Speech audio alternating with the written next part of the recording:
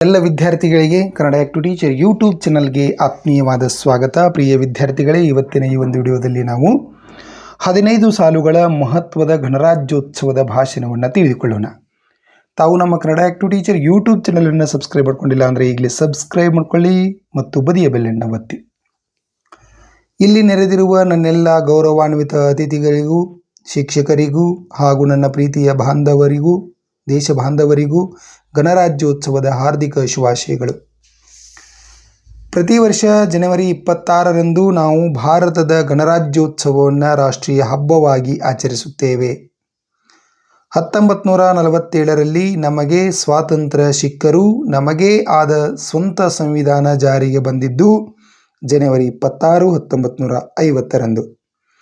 ಅಂದಿನಿಂದ ಭಾರತವು ಬ್ರಿಟಿಷ್ ಕಾನೂನುಗಳಿಂದ ಮುಕ್ತವಾಗಿ ಸಂಪೂರ್ಣ ಗಣರಾಜ್ಯ ರಾಷ್ಟ್ರವಾಗಿ ಹೊರಹೊಮ್ಮಿತು. ನಮ್ಮ ದೇಶದ ಸಂವಿಧಾನವು ವಿಶ್ವದ ಅತಿ ದೊಡ್ಡ ಲಿಖಿತ ಸಂವಿಧಾನ ಎಂಬ ಹೆಗ್ಗಳಿಕೆಗೆ ಪಾತ್ರವಾಗಿದೆ.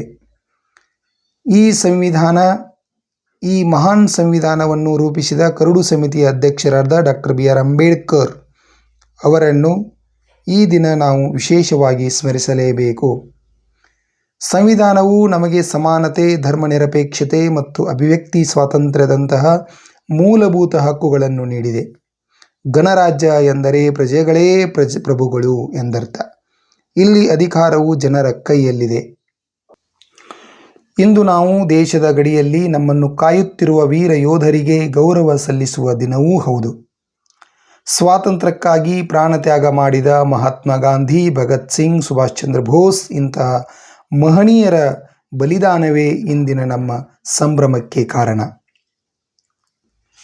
2026ರ ಈ ಸಂಭ್ರಮದಲ್ಲಿ ಭಾರತವು ಜಗತ್ತಿನ ಬಲಿಷ್ಠ ಆರ್ಥಿಕ ಮತ್ತು ತಾಂತ್ರಿಕ ಶಕ್ತಿಯಾಗಿ ಬೆಳೆಯುತ್ತಿದೆ.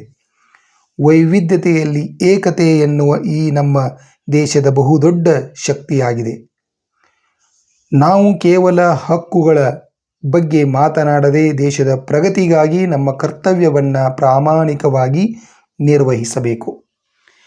ದೇಶದ ಏಕತೆ ಮತ್ತು ಅಖಂಡತೆಯನ್ನು ಕಾಪಾಡುವುದು ಪ್ರತಿಯೊಬ್ಬ ಭಾರತೀಯನ ಜವಾಬ್ದಾರಿಯಾಗಿದೆ. ಬನ್ನಿ, ನಾವೆಲ್ಲರೂ ಸೇರಿ ಭಾರತವನ್ನು ಜಗತ್ತಿನ ವಿಶ್ವಗುರುವನ್ನಾಗಿ ಮಾಡಲು ಪ್ರತಿಜ್ಞೆಯನ್ನು ಮಾಡೋಣ. ಜೈ ಹಿಂದ್, ಭಾರತ್ ಮಾತಾ ಕಿ ಜೈ.